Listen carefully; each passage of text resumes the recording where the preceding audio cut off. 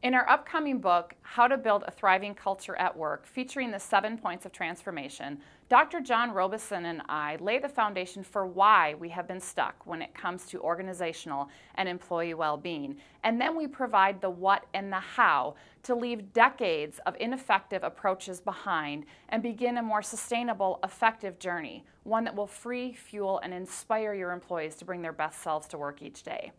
We liken building a thriving culture at work that supports organizational and employee well-being to building a structurally sound and aesthetically pleasing house.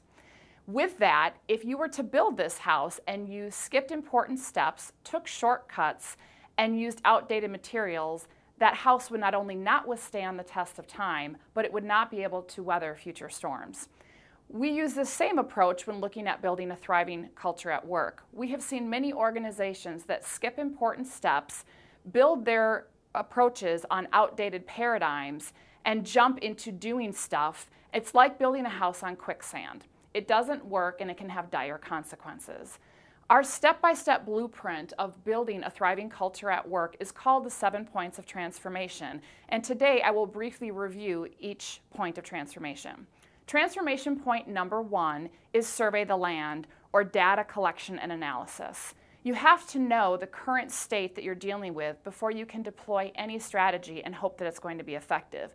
But with this, you need to take a different approach when looking at data. It cannot be done in silos. It needs to be looked at holistically to give you a true picture of the state of your organization and the employee experience.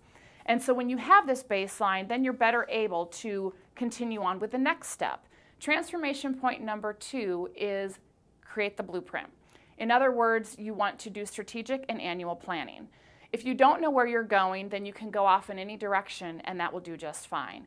So when you think about strategic planning, you need to be clear on your core company values as well as your future vision and your future desired culture, and how are you going to align everyone to move in that direction. Remembering that this is an ongoing journey and that it's not an end state or a destination that you're trying to get to. We also encourage organizations at this point to think about what additional metrics you might need to collect that will help you tell your well-being story along the way. Transformation point number 3 is pour the foundation or develop quality leaders.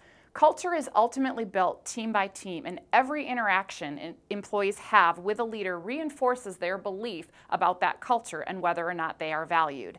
It is also the first place that you see cracks in your infrastructure. Therefore, having a quality, comprehensive plan to make sure your leaders are as effective as they can be is essential to moving forward with any organizational change or transformation, and especially with supporting well-being on the organizational and employee level. Transformation point number 4 is frame the house or create a supportive climate. Communication is the cornerstone for any effective climate. Communication is also a place where we often see breakdowns within the organization. Therefore, you want to make sure your communication is clear, but you also want to make sure that your communication, your policies, your practices, and your daily business operations truly reflect and align with your desired culture and your core values, so people truly see that they are valued, and then it makes your place a great place to work that people are knocking down the doors to get in. Transformation point number 5 is wire the house or rethinking change. Too often, people are misguided in 17th century paradigm when it comes to change. We often hear the question, how can I motivate or get my employees to work harder, be more innovative, work safer, be healthier? The list goes on and on. But these are actually the wrong questions to ask because they assume that you can get or motivate someone else to do something. Instead, the question to ask is, how can we create the conditions within which people can find that motivation themselves? And so that's really the cornerstone of rethinking change, and it requires supporting effective thinking habits, not focusing on controlling behaviors. Transformation point number 6 is decorate the house or deploy quality, evidence-based programs and resources. Too often, organizations want to jump in at this step and start doing stuff rather than focusing on the first 5 points of transformation. Not only is this a huge waste of time and resources, it frequently backfires.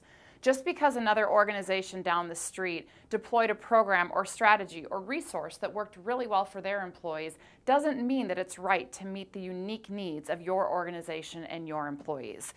That being said, whatever programs, resources, and strategies you deploy need to have a few things in common. They need to be well-rounded in supporting all areas of well-being. They need to be evidence-based, and they need to foster quality relationships between your employees and be supportive.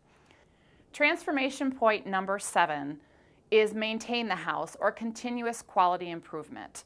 Obviously, you have to maintain your house and keep things up if it's going to be going. And this is a continuous process. It's a journey, it's not a destination. Therefore, you need to approach creating a thriving culture at work similar to continuous quality improvement. You need to know where you're going, you need to look at metrics along the way, but you also need to use qualitative data in your intuition and talk to your employees and understand, are you actually moving in the right direction? And then you can course correct as needed.